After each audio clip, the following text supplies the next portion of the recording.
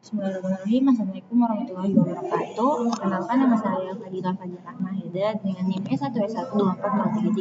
Pada kesempatan ini saya akan menjelaskan tugas ketiga struktur data mengenai stack, quest and request. Kemudian kita melanjutkan slide dari reversing data using stack. Jadi stack menggunakan prinsip LIFO, yaitu last in dan first out. Artinya data yang terakhir dimasukkan akan menjadi data yang pertama kali keluar. Sifat inilah yang membuatnya sangat cocok untuk membalikan urutan data. Nah, kita akan mencoba codingan yang ada di sebelah kanan ini.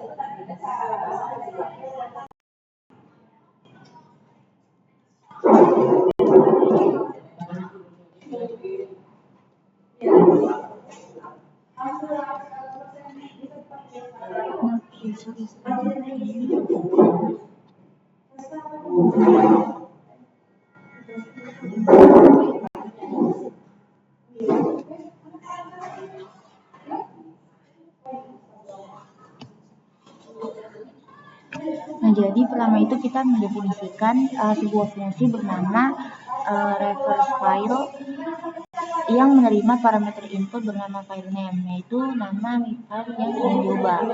Lalu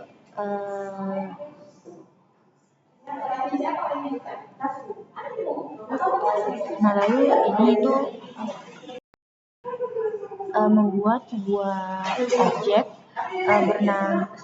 objek stack kosong baru bernama S menggunakan kelas ArrayStack. Nah, lalu baris selanjutnya, baris ketiga, membuka file yang namanya tersimpan di variabel filename dengan mode default, yaitu read, lalu menyimpannya ke dalam variabel original. Nah, baris selanjutnya adalah memulai perulangan untuk membaca file original baris demi baris. Setiap baris teks akan disimpan sementara di variabel lain. Nah, kemudian di sini ada line strip, itu digunakan untuk menghapus karakter newline di ujung kanan teks. Setelah dipastikan baris teks tersebut di-push ke dalam stack S. Karakter newline sengaja dihapus agar di baris ini tuh agar tidak bisa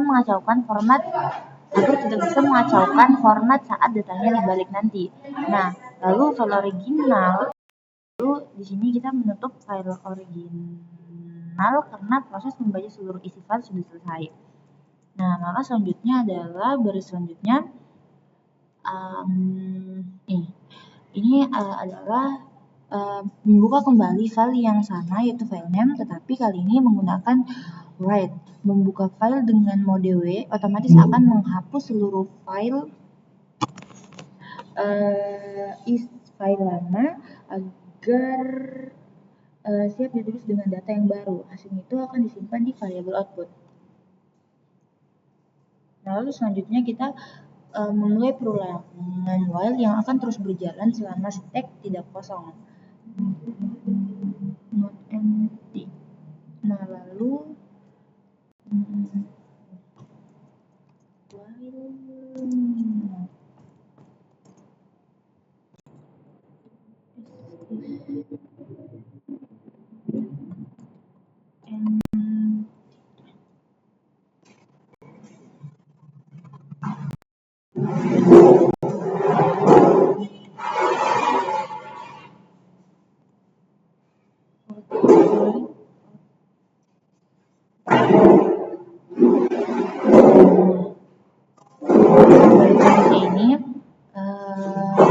di sini ada S, tapi dia akan menghapus data yang berada di posisi paling atas stack. Kemudian kita tambahkan kembali karakter pindah baris di ujungnya, lalu teks tersebut ditulis ke dalam file melalui output write. Karena sifat LIFO, baris teks akan tertulis dengan urutan yang terbalik dari aslinya. Nah, lalu selanjutnya kita akan untuk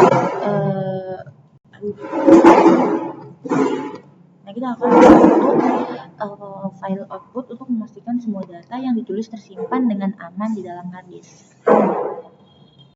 Di sini kita akan membuat eksekusi program. Nah, pertama itu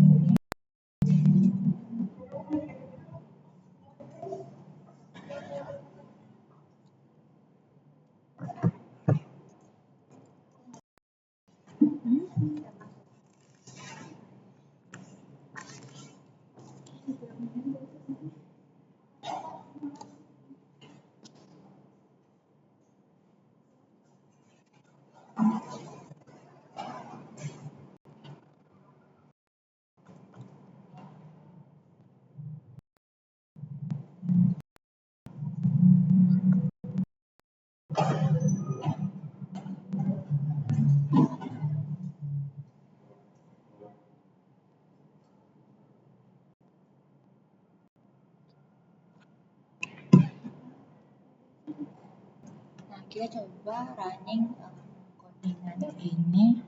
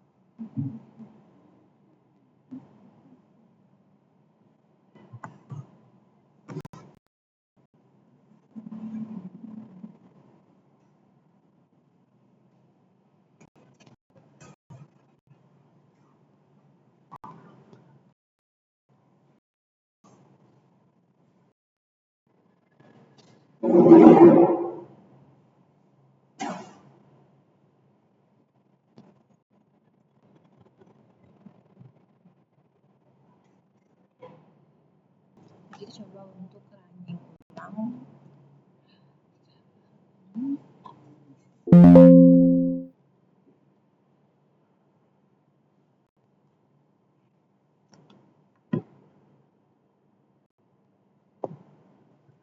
Nah, jadi ketika perintah di baris ini tuh dijalankan, jadi di sini kan kode kita membuat file contoh bernama initial text. Nah, yang berisi 2 baris yaitu I'm going home and today is a holiday. Nah, ketika perintah di baris tersebut dijalankan dengan reference file initial.txt, maka saat push masuk pertama itu adalah I'm going home dan yang masuk kedua is a holiday. Nah, saat menulis kembali yang keluar pertama adalah today is holiday.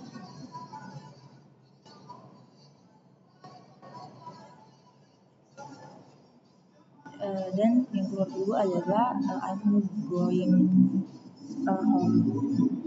Nah, maka kita beroutputnya itu seperti pada terminal ini.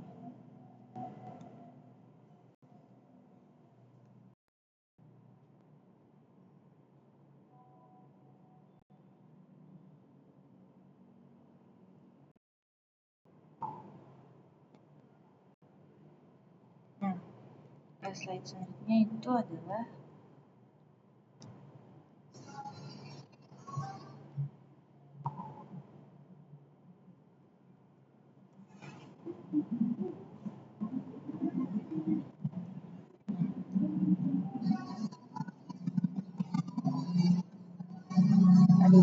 slide selanjutnya itu membahas tentang matching parenthesis.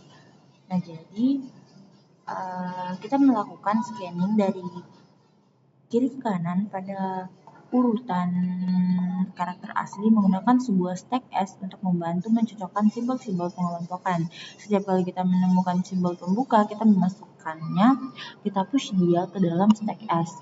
Setiap kali kita menemukan simbol penutup, kita pop dia sebuah simbol dari stack S, lalu memeriksa apakah simbol tersebut membentuk pasangan yang valid dengan simbol pembuka yang sesuai.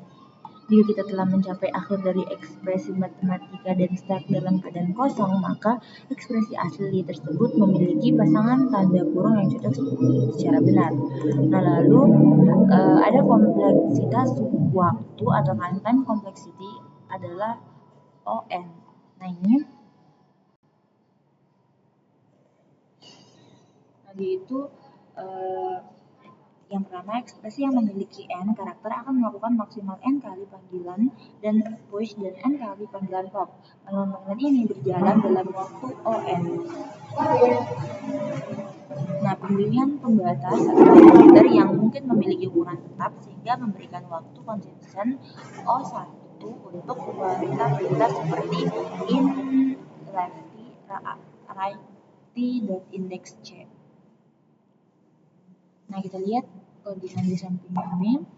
Nah, jadi pertama itu kita akan mendefinisikan fungsi bernama isMatch dengan satu parameter XPR, itu string ekspresi matematika yang akan dicek. Lalu selanjutnya adalah docstring yang selanjutnya adalah membuat string lefty berisi semua karakter tanda kurung pembuka yang valid. Indeksnya adalah indeks 0, indeks 1, indeks 2. Lalu selanjutnya membuat string righty. Buat string righty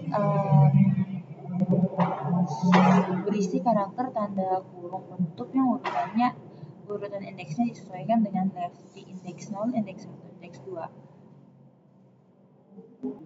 Nah, lalu baris selanjutnya adalah menginisialisasi sebuah stack kosong baru bernama S. Nah, lalu di sini ada for c in XPR, yaitu melakukan perulangan untuk memeriksa setiap karakter C di dalam string XPR dari kiri ke kanan. Nah, ini pengkondisian yang mana jika karakter C adalah salah satu tanda kurung pembuka ada di dalam lefty, maka karakter tersebut langsung dimasukkan ke dalam stack S. Nah, selanjutnya itu ini elif C in righty. Jika karakter C ternyata adalah tanda kurung penutup yang berada di dalam righty, program akan memeriksa kondisi di baris ke selanjutnya. Nah, di baris if s.is empty. Nah, itu jika saat ada kurung penutup tetapi stack S kedapatan kosong, artinya kurung penutup ini tidak punya pasangan pembuka sebelumnya, maka fungsi langsung berhenti dan mengembalikan nilai false. Lalu ada baris ke-13 if righty.index C. Ini itu tidak akan membuatkan kurung pembuka terakhir dari stack menggunakan sop. Program lalu mencocokkan apakah jenisnya sama dengan cara membandingkan posisi indeks mereka. Contohnya, jika C adalah indeksnya di righty adalah 1, jika hasil sop adalah tanda kurung pembuka, indeksnya di lefty adalah 0 karena nilainya tidak sama. 1 jika sama dengan 0 terjadi salah pasangan atau mismatch, sehingga fungsi langsung mengembalikan nilai false.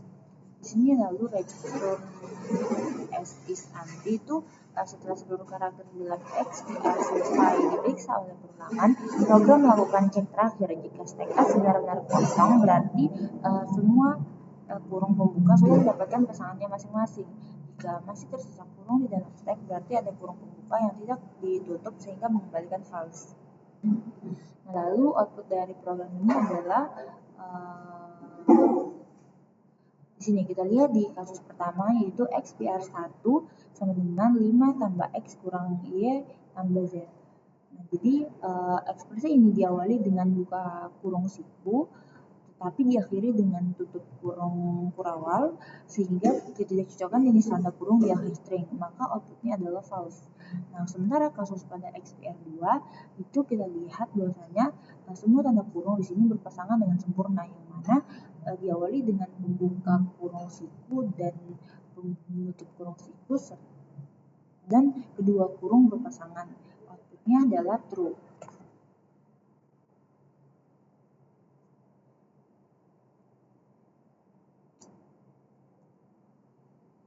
Nah, lalu selanjutnya kita bahas mengenai matching text in a marked language. 850. Terus ini harusnya beda.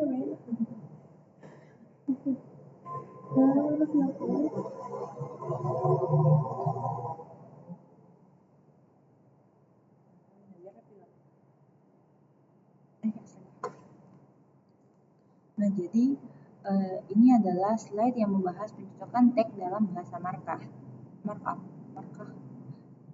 Nah, kita lihat bahwasanya fungsi di samping ini menunjukkan penggunaan stack dalam memeriksa kode di slide ini tuh akan memeriksa kecocokan tag di dalam sebuah dokumen HTML. Nah, fungsi di sini ada fungsi isMatch HTML digunakan untuk memeriksa apakah semua tag HTML seperti body, H1, P dalam sebuah tag string sudah dibuka dan ditutup dengan urutan yang benar dan berpasangan. Nah, pertama kita lihat codingannya itu. Yang pertama adalah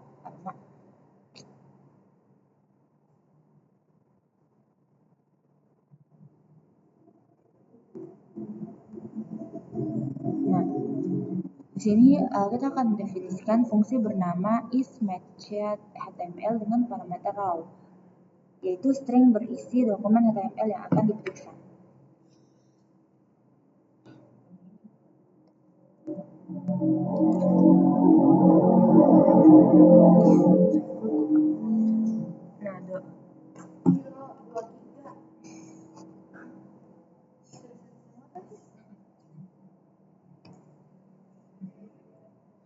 Nah, selanjutnya adalah membuat objek stack kosong baru bernama S.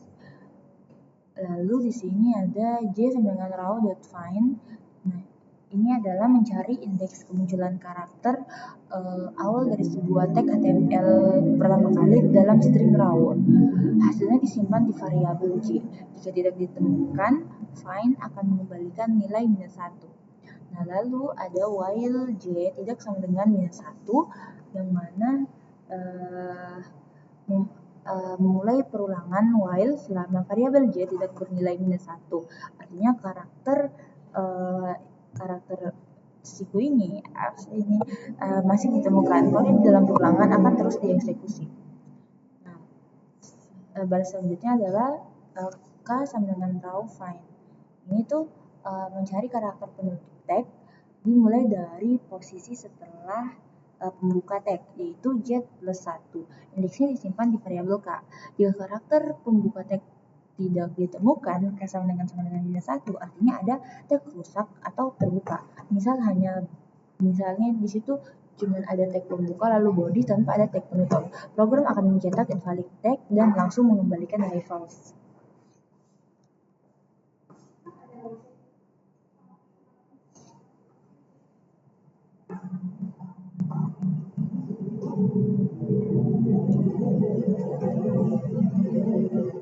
Lalu selanjutnya adalah mengambil teks nama tag yang berada di antara tag pembuka dan penutup tag dengan teknik string slashing. Variabel tag sekarang berisi nama tagnya saja, yaitu jika tagnya body, variabel tag akan berisi teks body. Jika tagnya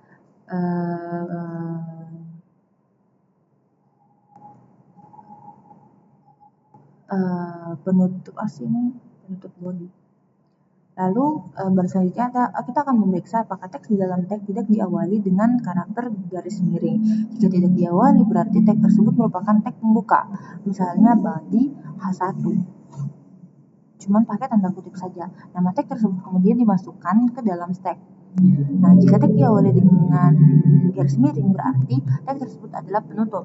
Misalnya tanda kutip garis miring body atau tanda kutip garis miring H1. Nah, baris sebelum mencocokkan program memeriksa apakah stack S kosong. Jika stack kosong saat mendapati tag penutup, berarti tag penutup ini tidak punya pasangan pembuka sebelumnya. Program mencetak pesan error dan mengembalikan nilai false. Nah, lalu baris selanjutnya itu tag ini. Nah, itu tag index 1 itu digunakan untuk membuang karakter penutup dari tag penutup. Misalnya dari penutup H1 menjadi H1. Kemudian program mengeluarkan tag pembuka terakhir yang ada di puncak stack untuk dibandingkan. Jika keduanya tidak sama, misalnya tag penutupnya itu penutup P tetapi yang keluar dari stack adalah H1, maka terjadi salah pasang. Program akan menampilkan pesan error dan mengembalikan nilai false. Lalu selanjutnya itu raw find ini itu akan mencari karakter pembuka berikutnya dalam string raw, dimulai dari posisi setelah karakter terakhir karakter penutup tag penutup terakhir K+1. Jadi yang barunya akan digunakan untuk iterasi perulangan while selanjutnya. Nah, setelah semua teks selesai dipindai dan keluar dari loop while, fungsi melakukan cek terakhir. Jika stack S kosong, artinya semua tag pembuka telah ditutup dengan benar sehingga mengembalikan nilai true. Jika masih ada tag tersisa di stack, ia akan mengembalikan false.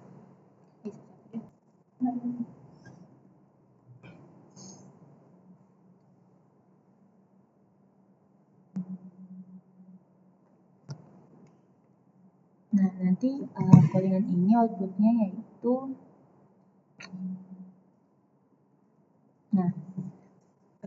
kita akan analisis alur kerja stack pada slide ini. Jadi yang pertama itu menemukan body, stack body jadi dia akan menemukan tag body lalu menemukan tag center H1, penutup H1, penutup center dan tag sisa body. Proses ini berlanjut dengan benar untuk tag P, O, I, dan selanjutnya. Nah, maka di akhir codingan ini semua tag berpasangan secara sempurna sehingga stack menjadi kosong kembali. Itulah output akhirnya adalah true terkait.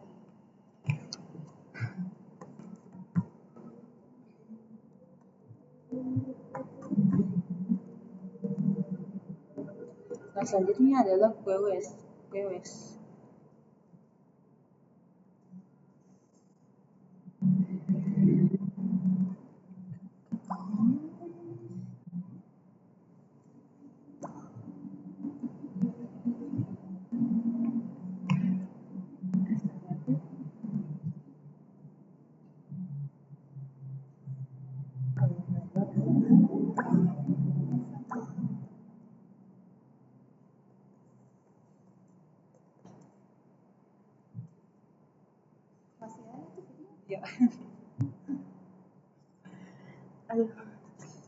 Nah, QoS ini tuh hampir mirip dengan stack. Jadi sebuah QW, apa sih di QW? Sebuah QW adalah sekumpulan objek yang dimasukkan dan dikeluarkan berdasarkan prinsip first in dan first out. Elemen-elemen dapat dimasukkan kapan saja, tetapi hanya elemen yang berada di dalam antrian paling bawah yang dapat dikeluarkan berikutnya. Nah, misalnya orang-orang yang sedang mengantre untuk naik wahana tempat hiburan. Panggilan telepon yang diambil contoh kedua adalah panggilan telepon yang diarahkan ke pusat layanan pelanggan. Nah, kita dapat lihat di sini gambar ini itu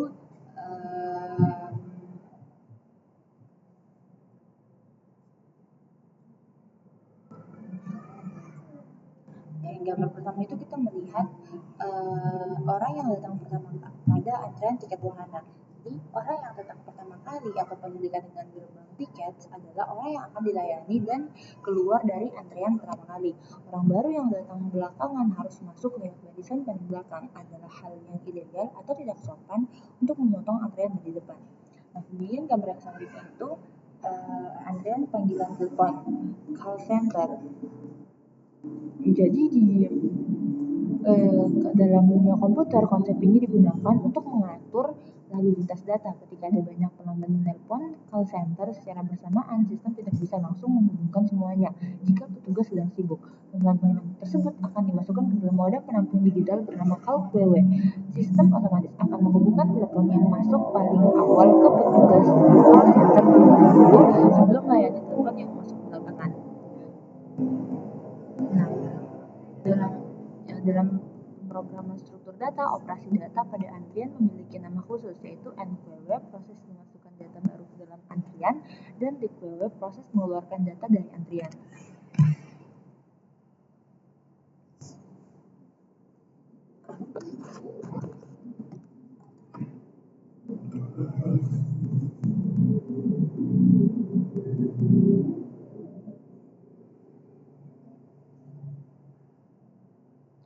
Nah, selanjutnya adalah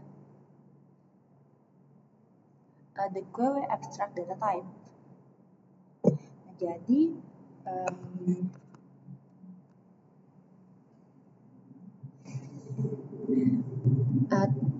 Tipe data abstrak antrian secara formal, tipe data abstrak QW mendefinisikan sebuah koleksi yang menyimpan objek-objek dalam suatu urutan. Nah, di mana akses dan penghapusan elemen dibatasi hanya pada elemen pertama dalam antrian dan penambahan elemen dibatasi hanya pada bagian belakang dari urutan tersebut. Dengan kata lain, urutan first in first out dipaksakan pada urutan tersebut. Nah, QWADT mendukung dua metode utama untuk sebuah antrian key. Key.NQWE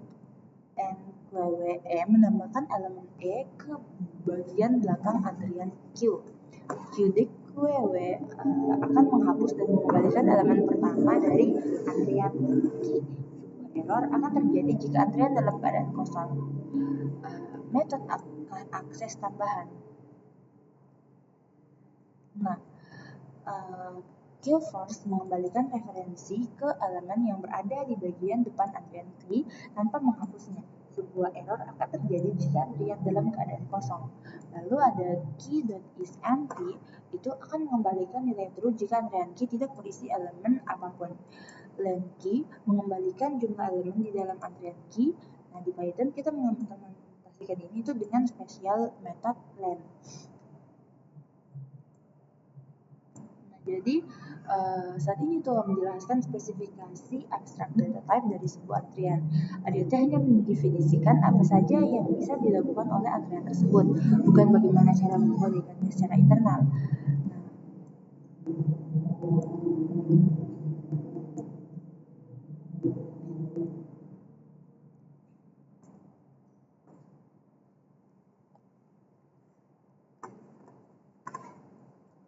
Nah, jika kita membahas lebih mendalam terkait operasi utama dari slide ini tuh, yang pertama NQWE itu logikanya sama seperti orang yang baru datang lalu berbaris di posisi paling belakang antrian. Urutan antrian bertambah plus 1. Lalu DQW itu logikanya seperti petugas melayani orang yang berdiri di posisi paling depan. Orang tersebut mendapatkan layanannya lalu keluar dari barisan. Ukuran antrian berkurang minus 1. Jika tidak ada orang sama sekali di antrian, operasi ini akan memicu error. QWMT error. Nah, operasi tambahan itu adalah first. Metode ini hanya digunakan untuk mengintip siapa atau apa objek yang sedang berada di antrian paling depan saat ini, tanpa mengeluarkan dari antrian. Di beberapa literatur struktur data, metode ini sering juga disebut dengan nama PIC. Lalu ada isEmpty, itu berfungsi sebagai sistem pengecekan konfirmasi. Biasanya mengembalikan tipe data boolean. Sebuah program melakukan DQW atau first demi menghindari terjadinya error. Dan yang terakhir, LenKey digunakan untuk mengetahui panjang atau total antrian yang sedang aktif saat itu. Selanjutnya adalah berdasarkan konvensi, kita menginstruksi bahwa QW yang baru dibuat berada dalam keadaan kosong. Tidak ada batasan awal pada kapasitas antrian tersebut. Elemen yang ditambahkan ke dalam antrian dapat berupa tipe data apa saja secara asal.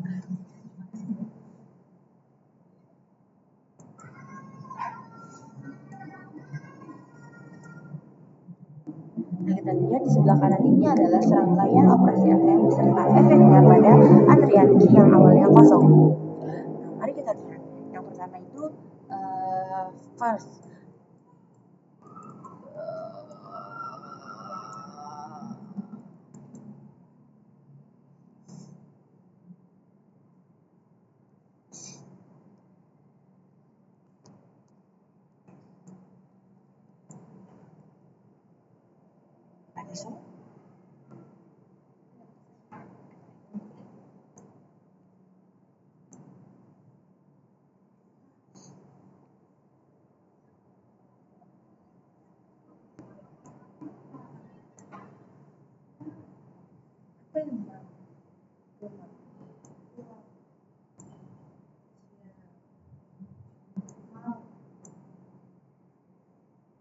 So, gambarnya sama?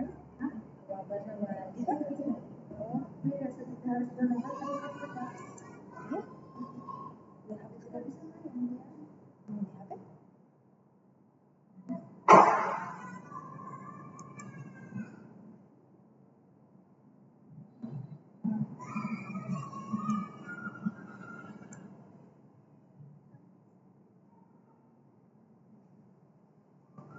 Tuan.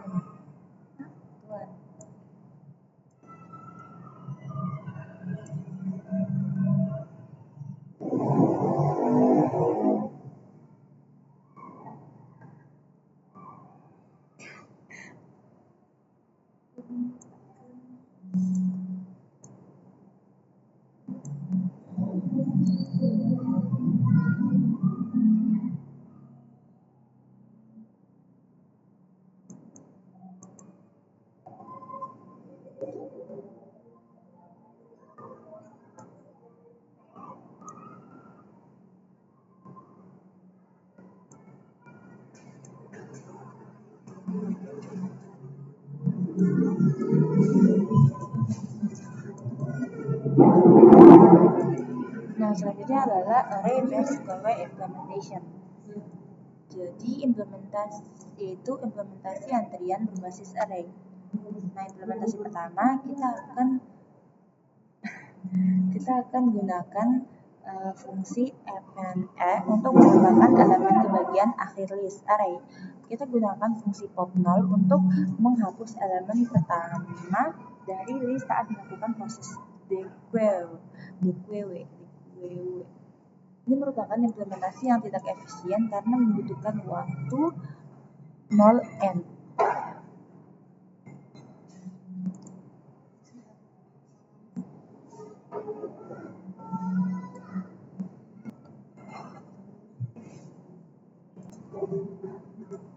Nah, saat ini akan membahas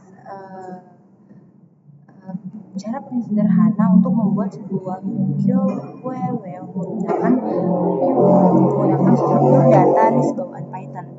Nah, kita lihat pertama operasi query menggunakan append. Ketika kita ingin menambahkan elemen baru ke dalam antrian, kita menggunakan perintah list append. Elemen baru akan langsung diletakkan di indeks paling akhir dari list tersebut. Operasi ini berjalan sangat cepat dengan kompleksitas waktu rata-rata 0,1 atau konstan. Nah, operasi dequeue menggunakan pop0 sesuai aturan first in first out.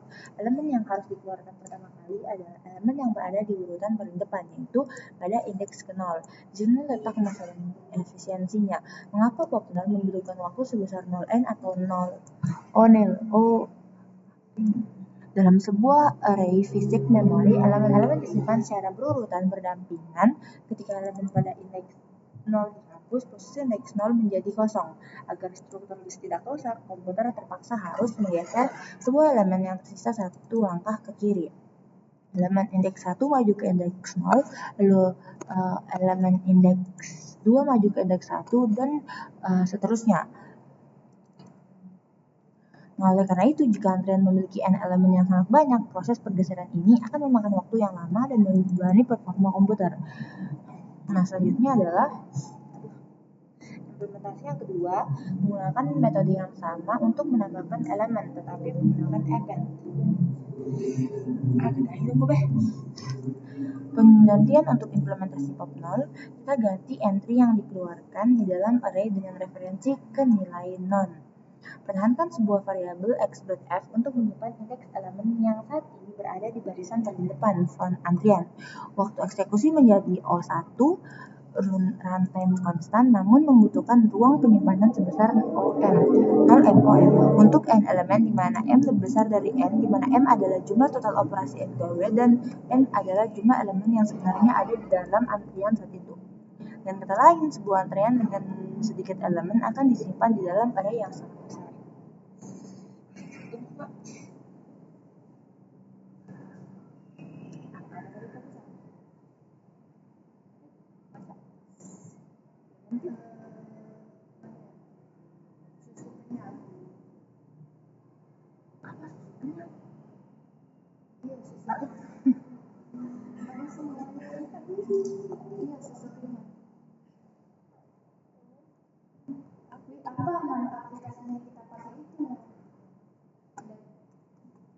Siapa di UML pakai siapa yang kirim?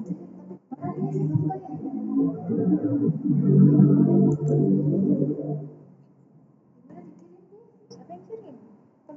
kirim. Apa sih pakai tadi? Terus berarti harus kau pakai terus. Karena ini Oh, rasional bebas kan gitu. Apa sih? Sisa bagaimana?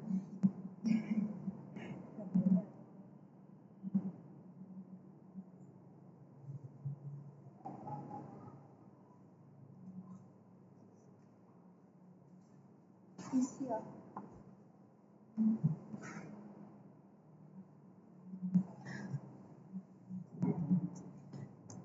Nah, pada implementasi 2 ini mencoba menyelesaikan masalah lambatnya pergeseran tersebut dengan trik mas. Jadi, ketika operasi DQW dipanggil, kita tidak membuang elemen indeks 0 dan tidak menggeser elemen di belakangnya. Kita cukup mengubah isi kotak indeks tersebut menjadi kosong atau non. Jika kita membuat sebuah variabel penanda bernama f, variabel f ini bertugas mencatat di indeks mana antrian yang paling depan saat ini berada. Contohnya pada gambar ini, itu kotak indeks 0, 1, dan 2 sudah kosong. Elemen terdepan yang aktif sekarang adalah huruf E yang berada di indeks F. Nah, karena komputer tidak perlu lagi menggeser memori berantai, proses DQW sekarang berjalan sangat cepat secara instan, yaitu berkekuatan waktu konstan 1. Nah, meskipun terkini membuat program menjadi sangat cepat, ia menciptakan masalah baru, yaitu pemborosan ruang memori atau space leaks. Array akan terus memanjang ke kanan setiap kali ada operasi QW, sementara kotak-kotak kosong di sebelah kiri dibiarkan menganggur begitu saja dan tidak bisa dipakai ulang. Nah, oleh karena itu, jika sebuah program berjalan dalam waktu yang sangat lama dengan jutaan operasi antrian, memori komputer bisa habis hanya untuk menyimpan kotak-kotak berisi non. Nah, selanjutnya itu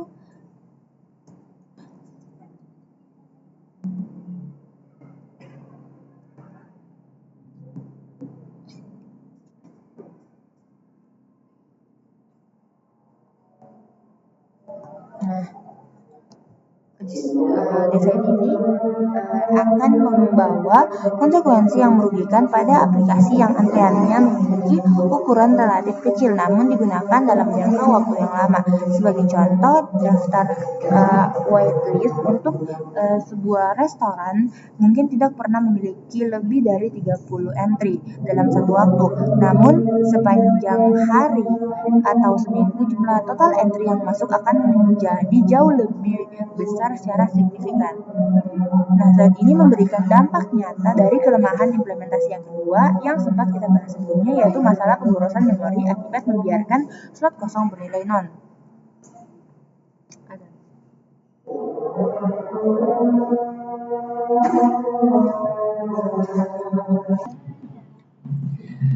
Nah, jadi kita lihat bahwasannya bagaimana memori berperilaku ketika fungsi DQW dipanggil secara berturut-turut. Jadi, ada antrian berisi elemen A, B, C, D, E, variabel petunjuk front berada di elemen A. Elemen A dikeluarkan, nilainya diubah menjadi nilai kosong. Penunjuk F bergeser maju ke elemen B. Lalu elemen B dikeluarkan, nilainya juga diubah menjadi non. Petunjuk F sekarang bergeser maju ke elemen C. Nah, kita lihat contoh kasus, yaitu restoran yang disebutkan di slide ini. Secara fisik, restoran tersebut kecil, ruang tunggunya hanya memuat maksimal 30 orang bersamaan. Secara logika, kita hanya butuh array berkapasitas 30 slot saja di komputer.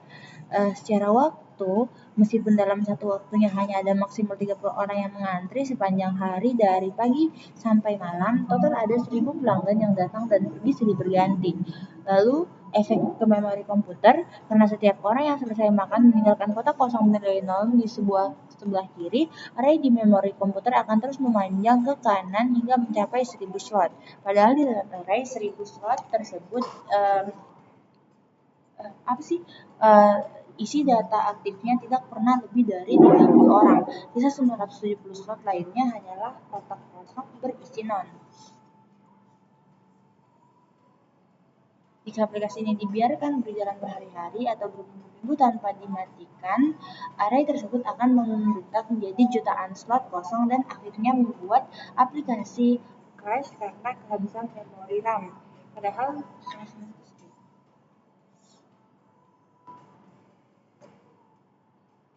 lalu selanjutnya using an array circularly,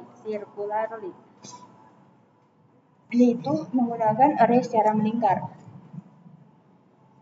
Kita membiarkan bagian depan front antrian bergeser ke arah kanan dan membiarkan isi antrian berputar balik melewati ujung array yang mendasarinya. Kita mengasumsikan bahwa array dasar kita memiliki panjang tetap n yang lebih besar daripada jumlah elemen aktual yang ada di dalam antrian.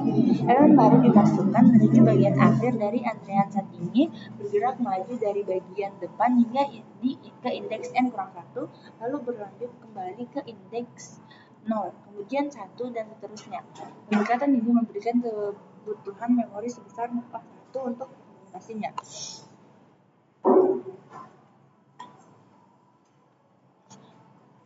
Nah, selanjutnya adalah jawaban dari masalah pemborosan memori pada implementasi 2 sebelumnya.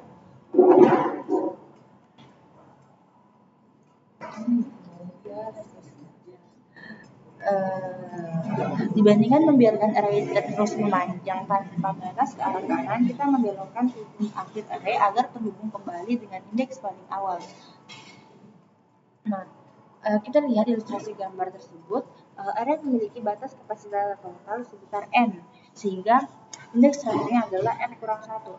Bagian depan antrian ditandai dengan variabel f. Saat ini elemen terdepan adalah E, diikuti oleh F, G, dan H di ujung kanan array, n-1.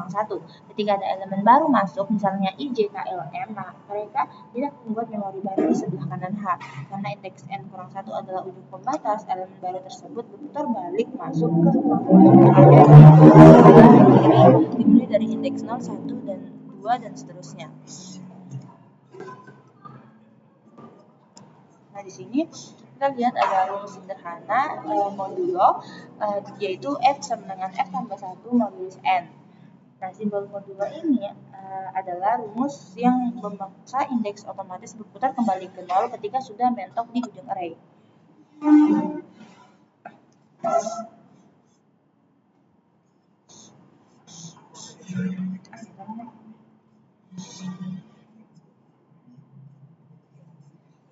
Nah, hal yang sama terjadi pada variabel penunjuk antrian komputer. Jika kapasitas array n sama dengan 0, indeks 019. Jika f berada di indeks 8, maka posisi berikutnya adalah 8 tambah 1 modulus 10 sama dengan 9. Jika f sudah berada di indeks ujungnya itu 9, maka posisi berikutnya adalah 9 tambah 1 modulus 10 sama dengan 0. Petunjuk otomatis kembali ke indeks awal. Nah, selanjutnya adalah a Python PW implementation, yaitu implementasi antrian dalam Python. Secara internal,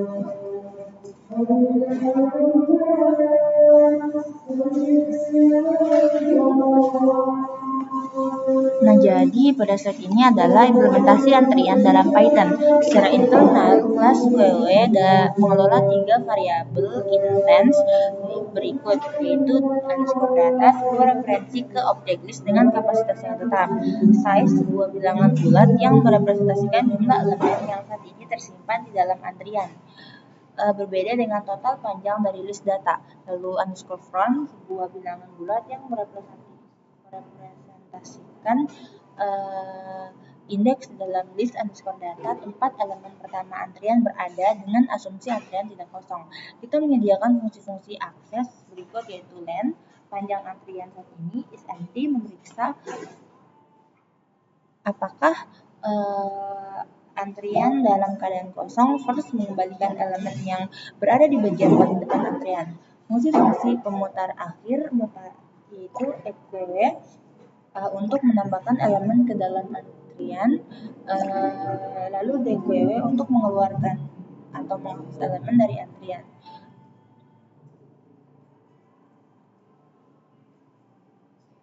Nah, lalu kalian ini pertama itu kelas ArrayQW mendefinisikan sebuah kelas baru bernama ArrayQW. Lalu selanjutnya adalah membuat konstanta internal. Ketika antrian baru dibuat, komputer langsung memesan sebuah list bernama 5 slot memori kosong terlebih dahulu. Angka 5 dipilih sebagai kapasitas awal yang moderat untuk contoh. Lalu selanjutnya adalah membuat list fisik berisi non. Ini adalah wadah kotak tempat penyimpanan data nantinya. Lalu self_size sampai dengan 0 mencatat jumlah elemen aktif yang nyata di dalam antrian. Saat pertama kali dibuat, jumlahnya tentu saja masih 0. Lalu self_count sampai dengan 0 petunjuk indeks digital menetapkan bahwa elemen terdepan dari antrian saat ini berada pada indeks ke 0. Lalu ada metode akses ukuran dan status. Nah, ini adalah fungsi bawaan khusus di Python ketika kita mengetik perintah len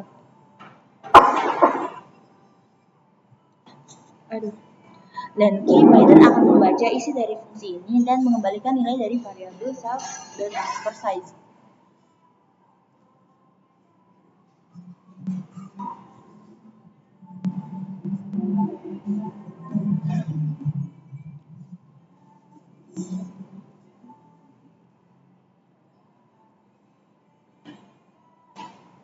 Lalu ada def is empty self berfungsi untuk memeriksa status kekosongan antrian. Logikanya sangat sederhana. Jika nilai self_size sampai dengan 1, fungsi akan menghasilkan nilai true dan menghasilkan false jika sudah ada isinya. Lalu def for self untuk melihat nilai data yang posisinya paling depan di antrian tanpa mengubah posisi ataupun menghapusnya. Sebuah sistem proteksi keamanan. Jika itu adalah is_else.isEmpty raise empty. Jika program mendeteksi antrian sedang kosong, ia akan memicu pesan error karena tidak ada data yang bisa diintip. Jika aman dan isinya ada, fungsi langsung mengembalikan nilai data yang ditunjuk oleh indeks.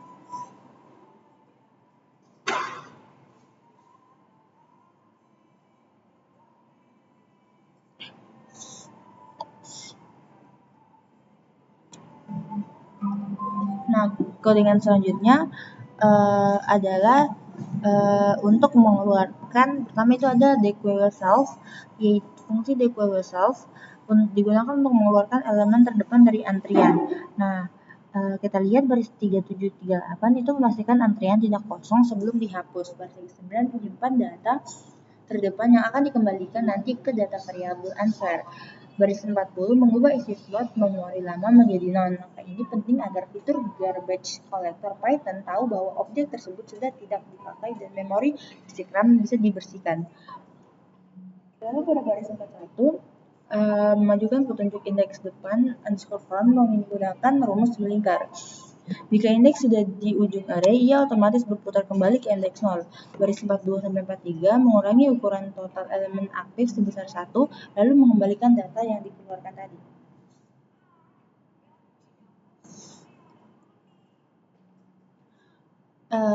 Lalu fungsi self_e digunakan untuk memasukkan elemen baru E ke posisi paling belakang antrian.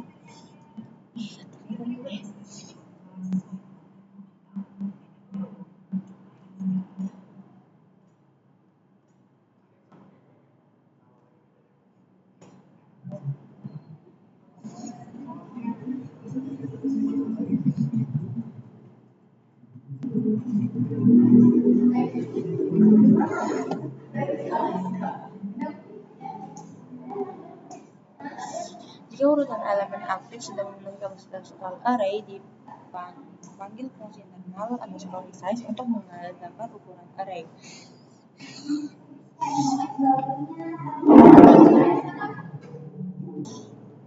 Lalu selanjutnya adalah fungsi resize menyimpan array lama ke variabel out, membuat array baru yang lebih besar dan kosong berisi non, serta menyiapkan variabel walk untuk menelusuri array lama mulai dari indeks front. Lalu baris 56-61 melakukan perulangan untuk menyalin elemen aktif dari array lama ke array baru secara berurutan. Nah, baris ke-62 karena data di array baru sudah ditata ulang dari awal, penunjuk self._front diatur ulang kembali ke indeks.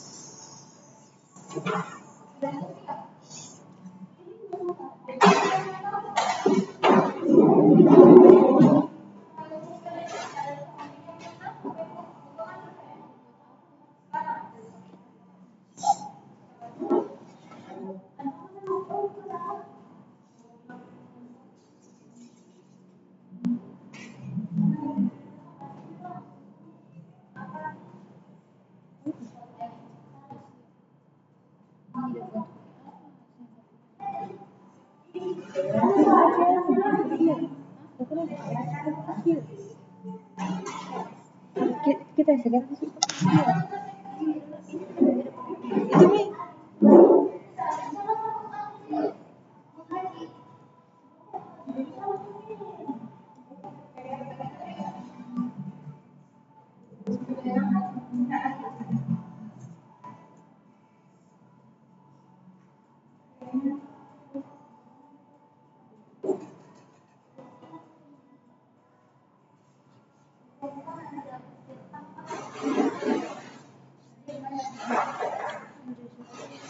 Nah, lalu callingan ini outputnya adalah inisialisasi dan enqueue beruntun.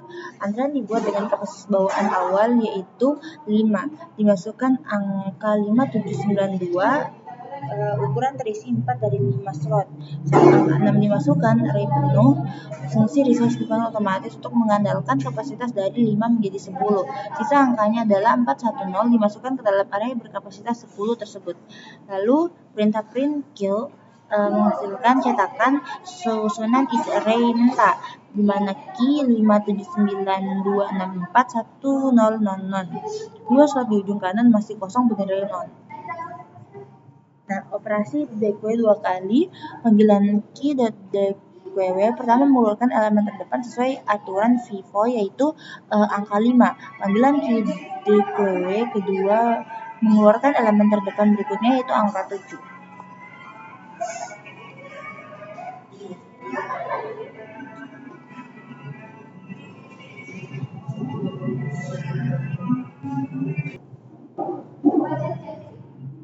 Nah, slide selanjutnya adalah terkait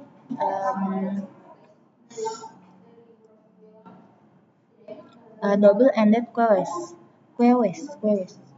yaitu antrian dua ujung. Sebuah dequeue atau double-ended queue adalah struktur data mirip antrian yang mendukung insertion dan deletion elemen di kedua ujungnya, yaitu di bagian front maupun di bagian back.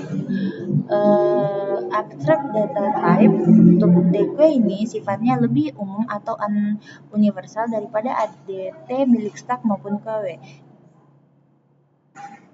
Nah, jika kita lihat balik materi sebelumnya, stack hanya bisa menambah dan menghapus data di satu ujung saja, queue hanya bisa menambah data di ujung belakang dan menghapus data di ujung depan. Nah, dequeue adalah struktur data yang jauh lebih fleksibel karena mendobrak batasan-batasan tersebut. Dequeue membolehkan kita melakukan operasi apa saja di kedua ujung pintu masuk dan keluar secara bebas.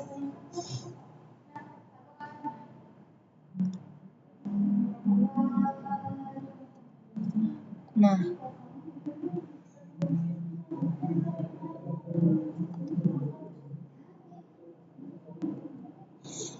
selanjutnya adalah tipe data abstrak dequeue. Yang pertama itu di .addFirst. Yang pertama itu adalah menambahkan elemen E ke bagian depan dari dequeue D. Karena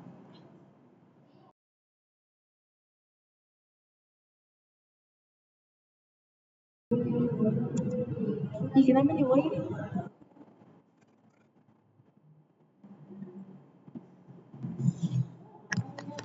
Lalu di atlas itu menambahkan elemen E ke bagian belakang dari DQD. Lalu dot delete first itu menghapus dan mengembalikan elemen pertama dari DQD. Sebuah error akan terjadi jika DQ dalam keadaan kosong. Lalu ada delete last menghapus dan mengembalikan elemen terakhir dari DQD. Sebuah error akan terjadi jika DQ dalam keadaan kosong. Selain itu, ADT milik DQ juga akan menyertakan aksesor berikut, yaitu the first, mengembalikan nilai tetapi tidak menghapus elemen pertama dari DQD. Sebuah error akan terjadi jika DQ dalam keadaan kosong. Lalu the last, mengembalikan nilai tapi tidak menghapus elemen terakhir dari DQD. Lalu D is empty, len D, dan yang terakhir adalah len D, mengembalikan jumlah elemen dalam DQD. Nah, di penjelasan tersebut dapat disimpulkan bahwasanya trik circular array, jika kita mengimplementasikan QW atau DQ secara polos menggunakan disk biasa, performa sangat buruk karena komputer dipaksa menggeser seluruh posisi data fisik di memori. Lalu strategi dynamic resizing itu ada pembesaran, dynamic expansion, penyusutan, dynamic shrinking, dan lalu ada bahas terkait amortize time, yaitu meskipun proses penyalinan data saat memperbesar atau memperkecil area memakan waktu ON, kondisi tersebut akan terjadi sesekali. Secara rata-rata dalam jangka panjang, performa NQW dan DQW dinilai tetap sangat cepat, yaitu O1 amortized. Sekian video dari saya, terima kasih. Wassalamualaikum warahmatullahi wabarakatuh.